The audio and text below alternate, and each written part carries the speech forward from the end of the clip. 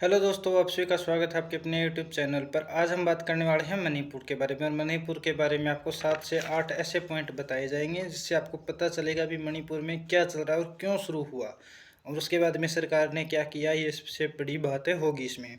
सबसे पहले हम मणिपुर को दो भागों हैं। ये आपको मणिपुर का मैप है वो साइड में दिखाई दे रहा है। इसमें मणिपुर है वो इंटरनेशनल बॉर्डर के साथ लगता है, लेकिन वहाँ पे जो फेंसिंग है वो नहीं की हुई है। सबसे बड़ी बात यह है। तो वहाँ से जो रिफ्यूजी हैं वो भारत आते हैं, ये एक इसमें पॉइंट है। सबसे पहले हम मणिपुर को दो हिस्सों में बांटते हैं।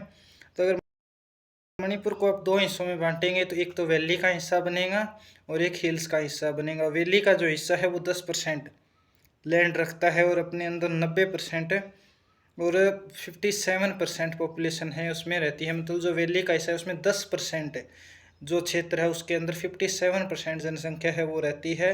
और जो हिल्स का एरिया है वो 90% है, लेकिन उसमें पॉपुलेशन है वो 43% बाकी की है वो रहती है। देश में सबसे बड़ी बात यह है जो आधारभूत सुविधाएं हैं।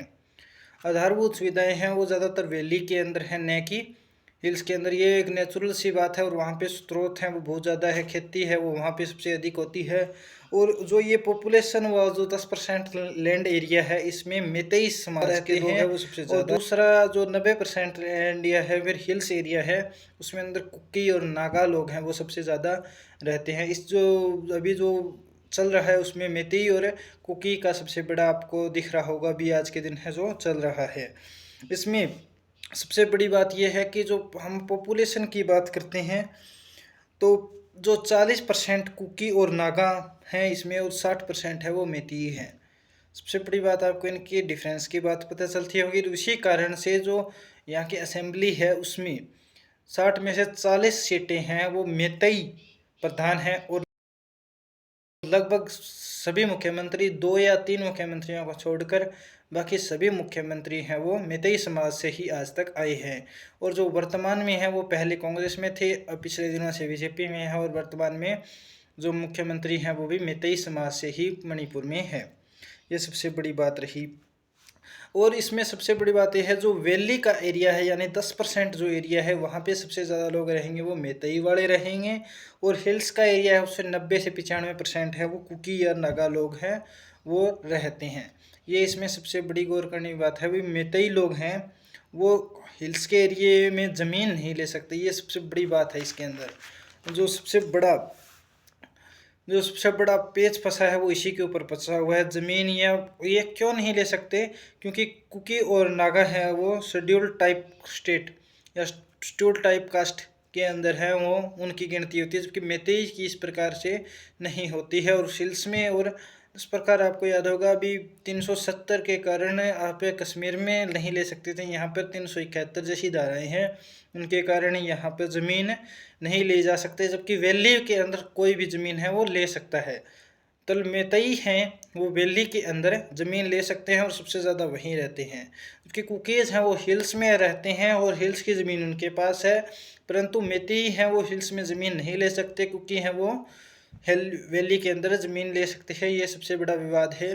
और इसी के कारण मैतेई लोगों का कहना है कि जो हमारे पास अभी भी सबसे कम जगह है और हमारी जगह है वो बिल्कुल सिकुड़ती जा रही है। ये इसमें सबसे बड़ा बात है। इसी के ऊपर कॉन्टिवेशन हुआ तो जिसके बाद में जो मैतेई समाज के लोग हैं वो वहाँ के हाई कोर्ट में गए, मतलब कोर्ट में, वहाँ के कोर्ट में गए। तो वहाँ के जज साहब ने जो फैसला दिया वो शायद इस जो विवाद हुआ है इसकी पहली कड़ी है, आप उसको कह सकते हैं। कि जज साहब ने कहा कि आप यूनियन मिनिस्ट्री या यूनियन सरकार से अपने शेड्यूल कास्ट के लिए प्रोटेस्ट है या फिर मांग है वो कर सकते हैं।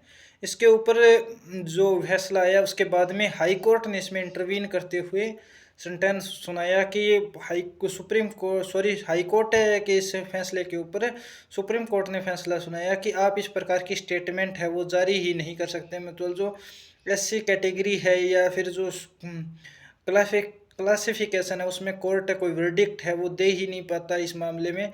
इस प्रकार की बातचीत की जिसके बाद में सबसे अधिक दंगे हैं वो फैले।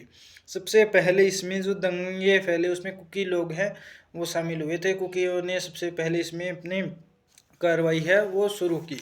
लेकिन इस कार्रवाई के पीछे वहाँ की जो सरकार है वर्तमान में मुख्यमंत्री हैं उनके 3 या 4 ऐसे कार्य थे जिसके ये कोर्ट का फैसला आने के बाद वो कार्य इसमें जुड़े और वहाँ पे एक ऐसी स्थिति बनी जो हिंसा का वातावरण बनती है। सबसे पहले आपको पता होगा कि फॉरेस्ट रिजर्वेशन या जंगल संरक्षण के नाम पर मणिपुर के अंदर उन्हीं इलाकों को टारगेट ज़्यादा किया जो कुकी बहुल है। और पिछले दिनों एक 2021 के लास्ट या 22 के स्टार्टिंग में पिछले दिनों एक गाँव को खाली करवा लिया गया था जो जंगल रक्षा या फिर इसके नाम के ऊपर है जो कि कुकी बहुल था और इसी के ऊपर बात है वो ज़्यादा चलने लगी। इसके बाद में वहाँ के ऊपर है वो प्लांटेशन या कृषि, किस चीज़ की कृषि, अवैध पदार्थ, अफीम, कोकीन, इस प्रकार के जो पदार्थ होते हैं या मादक पदार्थ आप कह सकते हैं, उनकी जो वहाँ पे पैदावार है वो इलीगल तौर पर सबसे ज़्यादा होती है।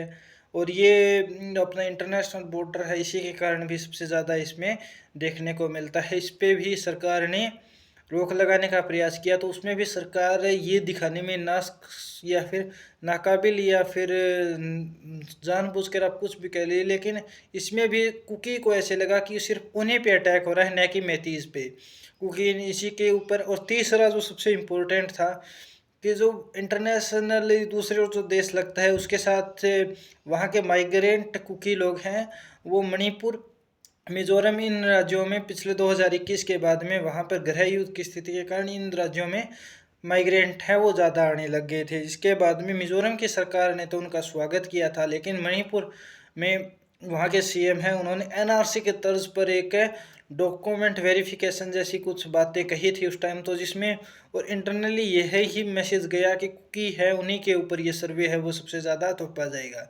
इन तीनों कारणों के बाद जो वहाँ की स्थिति है और उसके बाद में ये कोर्ट का फैसला आया जिसके बाद में ये स्थिति है वो और ज़्यादा ख़राब होती है आपको वहाँ पे दिखाई दी है। ये रही वहाँ पे स्टेट की बात। स्टेट के बाद हम बात करते हैं वहाँ की राज्य सरकारों के बारे में। राज्य सरकार हो गई, उसके बाद में हम बात करते हैं केंद्र सरकार या मोदी सरकार है ने वहाँ पे क्या किया।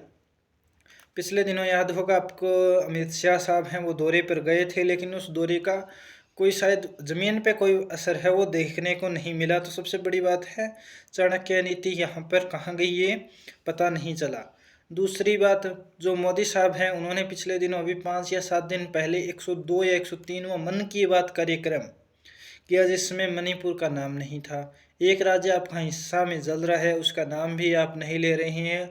और लगभग 2 महीने हो गए आपके जो प्रधानमंत्री हैं उनका एक सिंगल स्टेटमेंट ही नहीं आया कि अपने इस राज्य में क्या हो रहा है। इसी वो 2 देशों की यात्रा कर आई, उसके बाद में वो भोपाल में जाकर परिवारवाद पे और इन चीज़ों पे अपना एक भाषण भी दे के आए हैं, उसका हमने एक अलग वीडियो बनाया वो भी देख सकते हैं। तो मोदी साहब की जो चुप्पी है वो सबसे बड़ा इसमें फैक्टर साबित हो रही है कि वो क्यों नहीं बोल रही हैं। इसमें या तो ये हो सकता है ये बीजेपी के लिए ही सूट कर सकता है कि मणिपुर में जो लोकसभा की सीटें हैं उनकी संख्या सिर्फ ही 2 है।